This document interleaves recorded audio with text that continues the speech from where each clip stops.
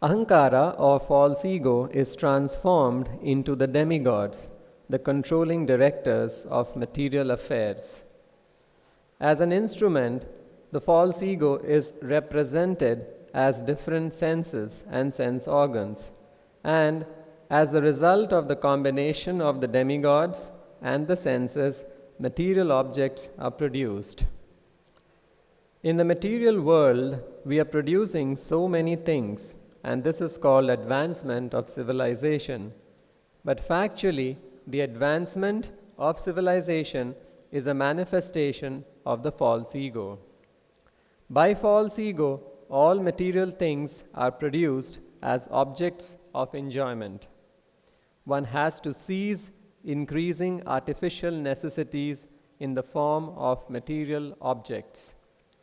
One great Acharya, Narottam Das Thakur, has lamented that when one deviates from pure consciousness of Vasudeva or Krishna consciousness, he becomes entangled in many activities. The exact words he uses are Satsanga chadi kainu asate vilas, te karane lagi loye karma bandha fas. I have given up the pure status of consciousness because I wanted to enjoy in the temporary material manifestation. Therefore, I have been entangled in the network of actions and reactions.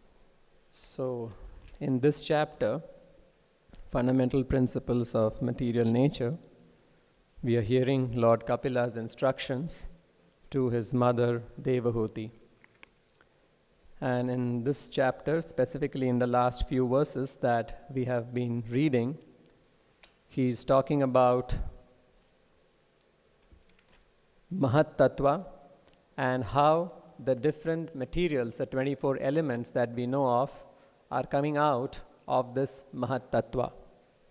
Mahat Tattva, as we discussed in the previous classes, is just an unmanifested one big lump existing, that was always existing, and gradually by the interaction of the modes, different elements come out of it, and that is the manifested material world. So in the last few verses, Lord Kapila has been talking about the different states of consciousness. The pure consciousness is the Vasudeva consciousness, and further, when this consciousness, this pure consciousness, gets contaminated by the three modes of passion, mode of ignorance, passion, and goodness.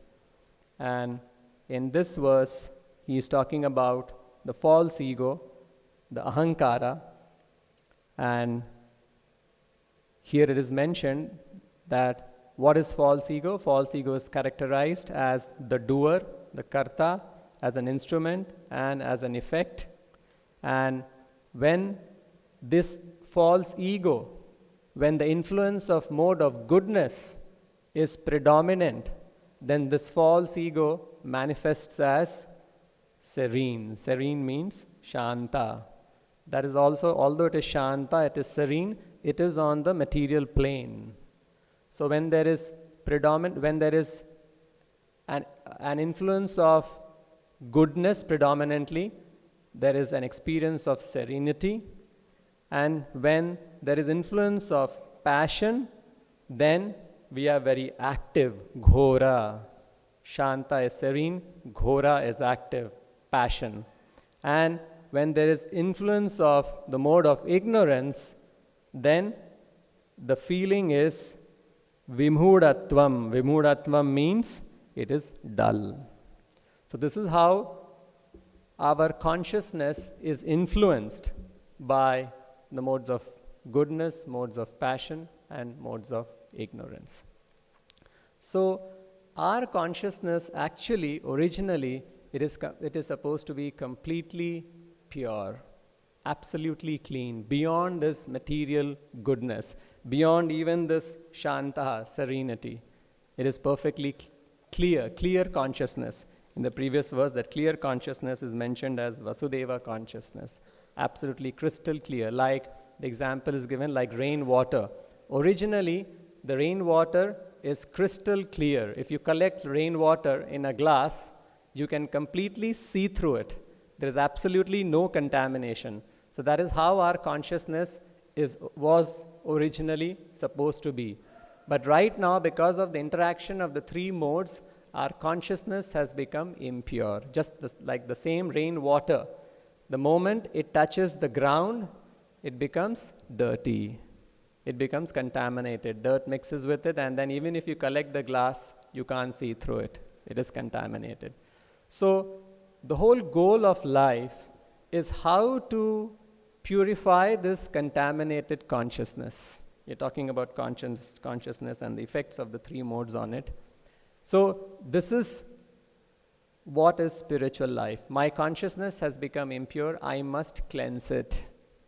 And for cleansing, there is a standard process. Just like the rainwater, when it falls on the ground, it is muddy, it is dirty. Now there are processes by which that rainwater can be cleansed.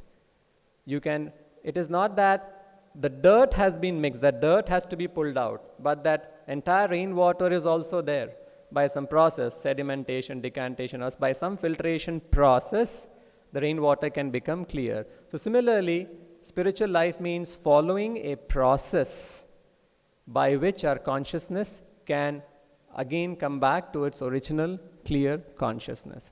And what is that?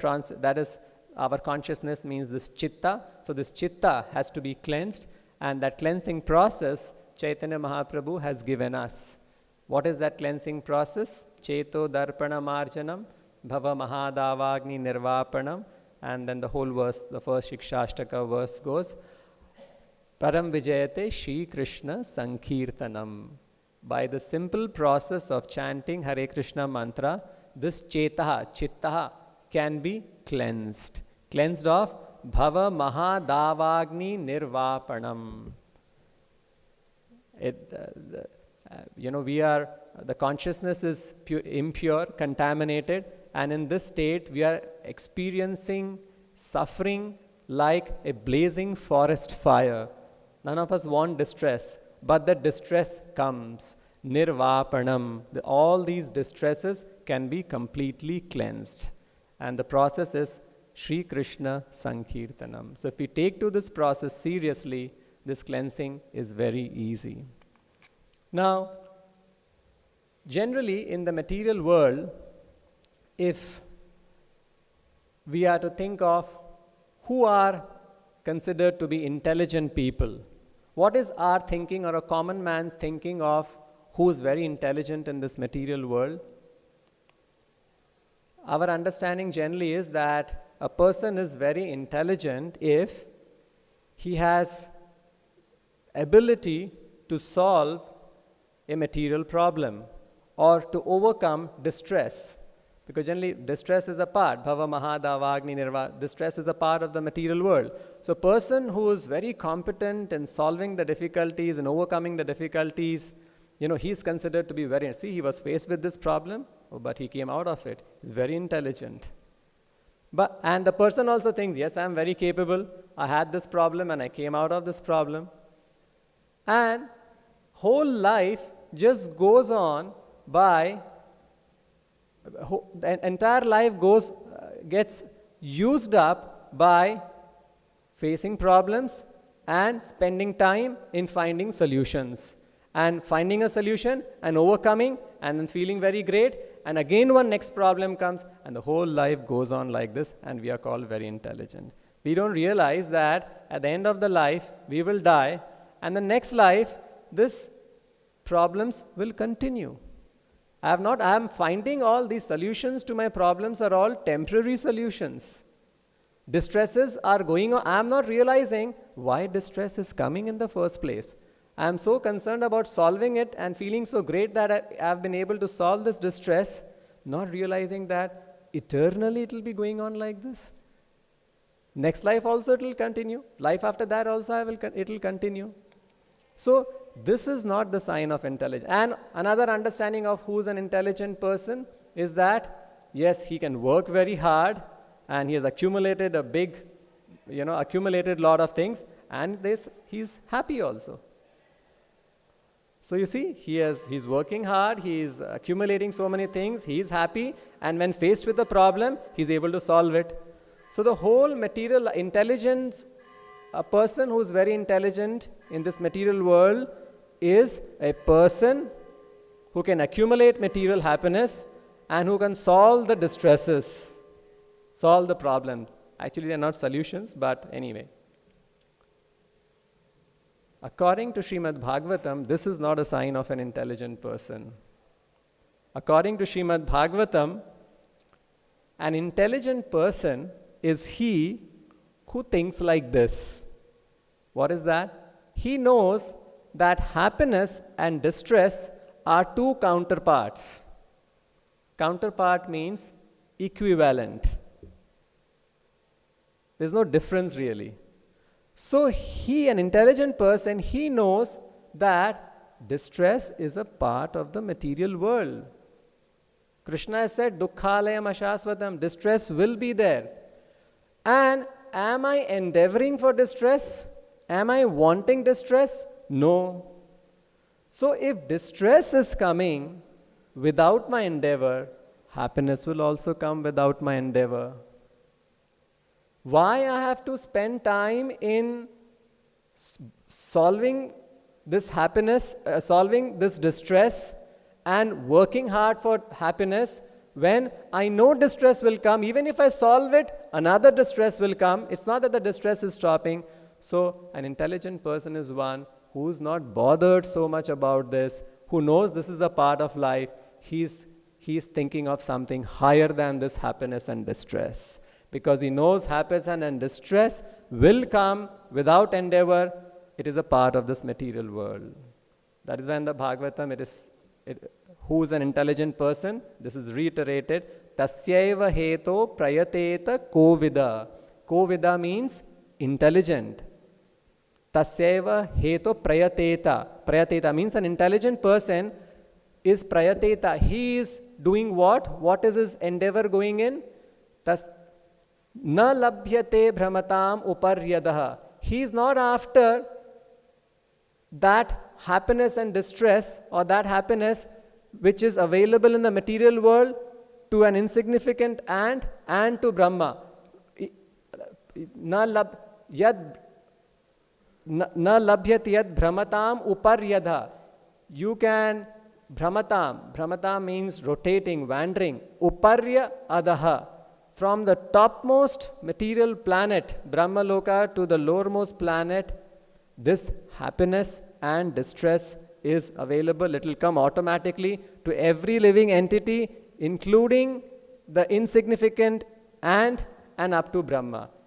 So this happiness and distress, he is not bothered after. He is after that which is not available in the material world also, which is beyond this, because there is something even beyond this. Tasyaiva heto, for that he is working.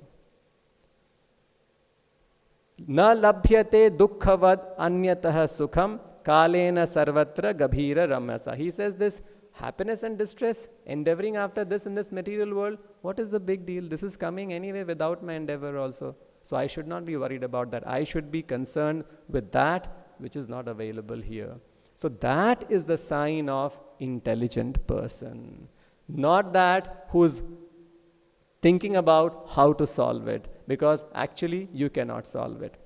We have heard that in this material world, this happiness is so-called, right? This is one of the phrases that we very frequently use in our talks. So-called happiness.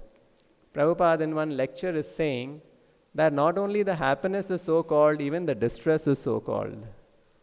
In the sense, of course, distress is dukkhalayam ashasvatam, there is only distress, but the distress is also so-called. Why is Prabhupada saying distress is also so-called? Because he's trying to tell us that don't be bothered about the distress. This is also so-called, because distress will come, and it is so called because just like the happiness is so called, why? Because the happiness doesn't stay, it goes away. So the distress also will go away. Matra sparshastu kaunteya sitoshna sukha dukkhada. Sukha dukkhada agama apaina, appearance and disappearance. Agama apaina of sukha dukkha is agama apaina anitya. Anitya means temporary. That means both sukha and dukkha are temporary. It will come, it will go. It will come, it will go. So that is why he says, Prabhupada says, even the distress is so-called, happiness is so-called. Don't be caught up, don't become elated when there is a lot of happiness. It will go away. And don't be disturbed, worried about dukkha, because dukkha will come. And if we get too much worked up and too much, anxious about this dukkha, then we will not think about our spiritual life, our goal in life. Our goal in life is actually to purify our consciousness. And this sukha and dukkha should not come in the way. We should go on with our spiritual duties, with our spiritual activities, so that one day we will become successful. So, in the material world, actually there is no happiness. There is just a little bit, a tinge of happiness in sattva guna, but that also is all on the material plane. Serenity, shanta, and rajagun, tamagun means direct distress. No happiness at all. So, if you want happiness, you have to be on the mode of goodness, and real happiness, spiritual happiness, is beyond this mode of goodness. It is clear, that clear consciousness, crystal clear consciousness. That word it is used, vishuddham. So, now how do we distinguish between happiness, which is, there are two kinds of happiness, material happiness and spiritual happiness. Now we are all concerned about not this material happiness, but real spiritual happiness. So now how do we distinguish between, when we are experiencing some happiness, whether this happiness is material or spiritual? Generally, if you go and ask a person in the outside world, are you happy? He'll say, yes, I'm happy. But we know what kind of happiness he is experiencing. It's all material happiness. So what is the test to distinguish between whether the happiness is on a material platform or on a spiritual platform? So that test Bhagavad Gita is telling us, is giving us. Brahma Bhuta Prasannatma. Prasannatma means happiness. That Brahma, that spiritual happiness, it has two symptoms. Na shochati, na kangshati. The real happiness is when you are without shochati, without kangshati. No lamentation, no hankering. So we just have to ask ourselves, okay, I'm feeling very happy today. Am I free from all hankerings? Am I free from all lamentation? And then whatever is the answer, we can understand.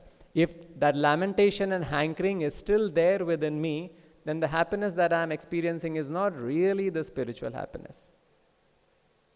So now you ask anyone, the whole in the material world, is the richest person, the most happiest person, unless and until he has knowledge of Krishna consciousness, their all happiness is on the material platform. Because everyone is shochati, kangshati, lamenting for something that they have lost and hankering for something that they do not possess. You ask a karmi, the best of the person, materialist, he is also hankering. Nobody is free from hankering in this material world. Not just in this material world, not just the richest person, but people even in the heavenly planets are not free from hankering. People in this material world, they perform a lot of pious activities, a lot of good deeds because they hanker to enjoy happiness in a heavenly planet, because the happiness in the heavenly planet is far, far greater. So they want to go to the heavenly planets and enjoy that. In the heavenly planets, in the Indra Loka and different lokas, we know what kind of heavenly pleasures await there. So not only the karmis of this material world, but even those who are in the upper planetary system are also hankering. That is why it says there is no end to wanting pleasure, wanting material pleasure, because whatever we are experiencing, we want more and more and more. So much more that even the pleasures of the heavenly world do not satisfy us. So that is called a karmi. And then sometimes karmi, when they experience enough pleasure, even in the material, even in the upper planetary system, and they still find that they are not satisfied, then they enter into the next phase that is called jnanis. There's no, none of these material pleasures are satisfying me. Now I will just, endeavor for, jnana. And in that jnani, what is their desire? They also have a desire. They have a desire, I will merge with the Supreme Person. Because they understand that the Supreme Person is, the ultimate, and He is the source of all happiness, so I want to merge myself with Him. So karmis are desiring something, they want happiness. Jnanis are also, they have an aspiration to merge with the Supreme Being. And then you have, so all kinds of transcendentalists. Jnanis, then there is another kind of a transcendentalist that is called siddhis. Siddhis means they are also hankering after something. Siddhis, what is their hankering? I want perfection in the Ashta Siddha, the 8 kinds of yogic, siddhis. Anima, Laghima, becoming lighter than the lightest, becoming heavier than the heaviest, and the different kinds. So everyone in this material world is hankering after something.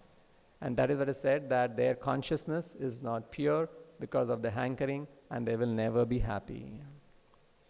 And why are they hankering after all these things?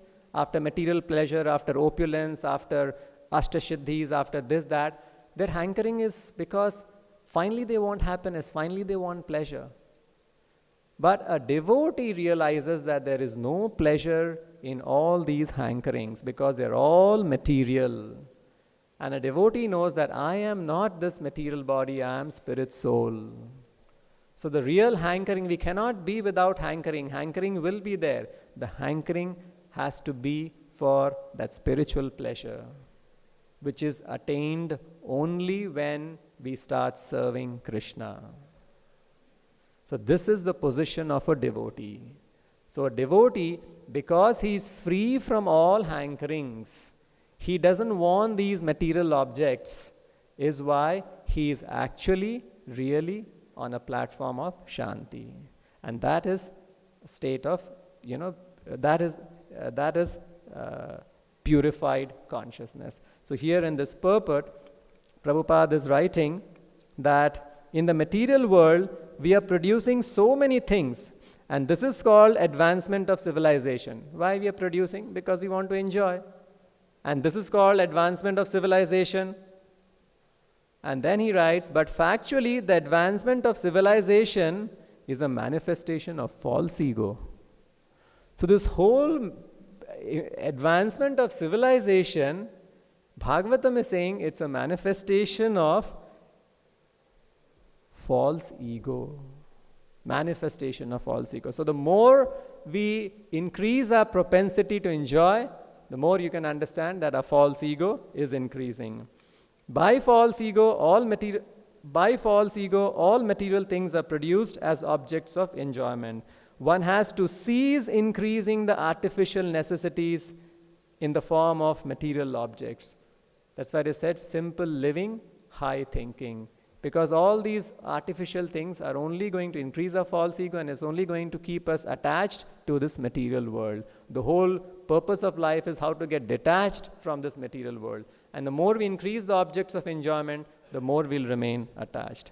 And Prabhupada is quoting here Narottam Das Thakur's one nice song, Satasanga chadi kainu asate vilas, te karane lagi loi karma bandha fas. So because I have given up satsanga and I have taken up satsanga chadi kainu asate vilas. What is this asate vilas? Vilas means engagement in asat, these material objects, which is a symptom of false ego.